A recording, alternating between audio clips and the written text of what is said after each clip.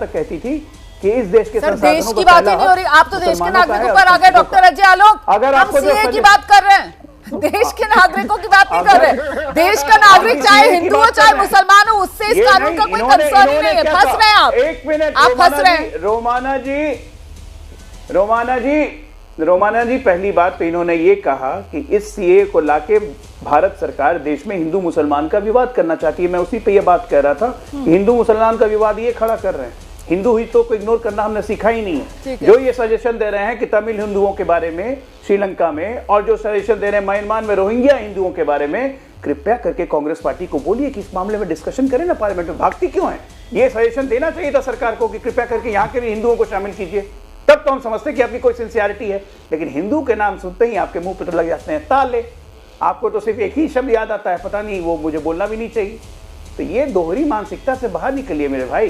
अब मैं बाकी मेहमानों का रुख कर लेती हूँ, ठीक है? एक दिन के लिए हड़ताल हुई, आप दोनों ने बढ़िया तरीके से एक दूसरे को काउंटर कर लिया। अब जल्दी से जरा बाकी जो मेहमान अपनी बारी का इंतजार कर रहे हैं उनके पास चलते हैं। मैं भाटी साहब से शुरुआत करूंगी, स्टूडियो में मेरे साथ यहीं पर मौजूद है। भाटी साहब, जिस बात का जिक्र डॉक्टर अजय आलोक कर रहे थे कि साहब विपक्ष के पास मुद्दा नहीं है, नॉन इशू को जबरदस्ती इशू बनाने में लगे हुए। अब बताइए सीए, इसका क्या मतलब है? इसको क्यों विपक्ष इतनी तूल दे रहा है?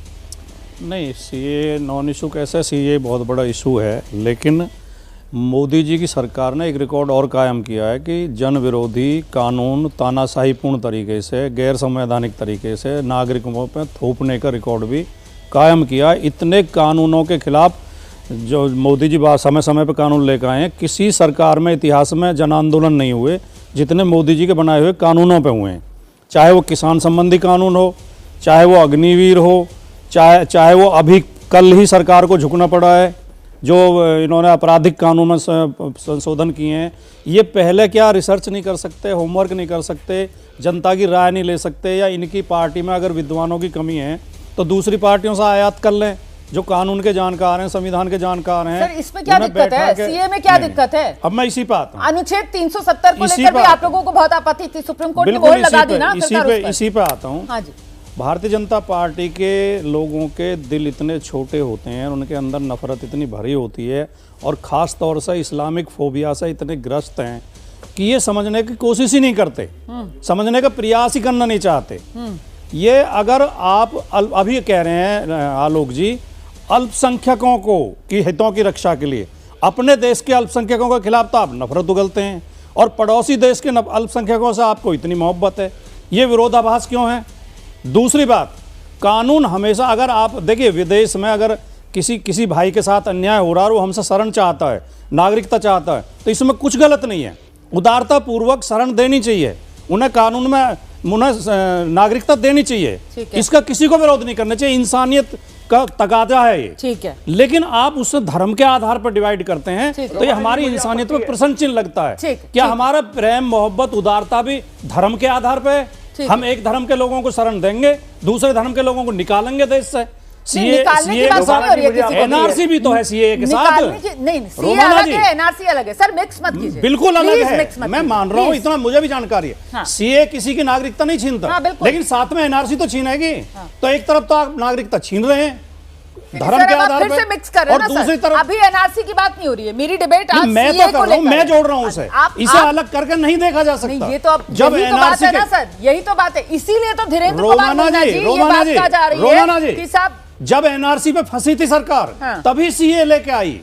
जब इन्होंने आसाम में एनआरसी कराई और वो बहुत सारे हिंदू उसके दायरे में आ गए, तब इन्होंने सोचा कि हिंदुओं को तो हम सीए से बचा लेंगे। ठीक है, ये उसी से जुड़ा हुआ है। ठीक है, आइए डॉक्टर अजय आलोक, आइए आप जल्दी से जो जवाब देना चाह रहे हैं, जिस बात पर आपत्ति दर्ज करा रहे हैं। हाँ लीजिए, 30 सेकंड लीजिए। रोमाना जी, इसी को कहते हैं मानसिक विकलांगता।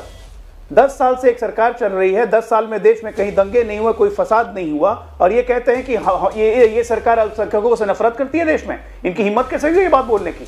ये तो खुलेआम नफरत पैदा कर रहे हैं। अल्पसंख्यकों को अजय आलोक जी सरेआम गोलियां मारी जा रही हैं, उनके घर बुलडोजर से गिराए जा रहे हैं। कम से कम अपराध करके भी साफ सुथरे मत बनिए। मत बोलिए, आपका 10 साल का इतिहास सुना है। अब आप प्लीज भाटी साहब नहीं, आपको सुनना पड़ेगा, मैं दोबारा आ जाऊंगी, फिर बोल लीजिएगा। डॉक्टर अजय आलोक प्लीज आइए, और डॉक्टर अजय आलोक और NCRB के आंकड़े उठा के देख लो कितने दंगे हुए हैं। जहां हम सब बैठे हुए हैं राजधानी दिल्ली, यहां पर भी हुए थे 2020 में, तो देश भर में दंगे नहीं हुए। सर थोड़ा सा आप भी फैक्ट चेक करते हुए आइए सर, वरना तहसीन है फिर वो फैक्ट चेक करने लगेंगे। आज वो फैक्ट चेक के मूड में बैठे हुए हैं। जी जी आइए आइए।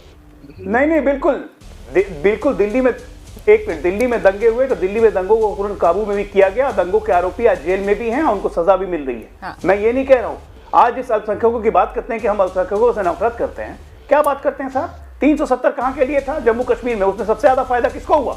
कश्मीर के मुसलमानों को हुआ, वहां के दलितों को हुआ। आपको नहीं पसंद आता है? 3 तलाक हमने हटाया, किसको फायदा हुआ? हिंदुओं को फायदा हुआ कि उन मुसलमान औरतों को फायदा हुआ जिनका शोषण किया जाता था? अरे 70 साल से तो मुसलमानों को शोषण करते करते यहां तक पहुंचा दिया, और अभी भी कहते हैं कि मुसलमानों से नफरत हम करते हैं। हम हिंदुस्तान के लोग हैं, और पहली बार हिंदू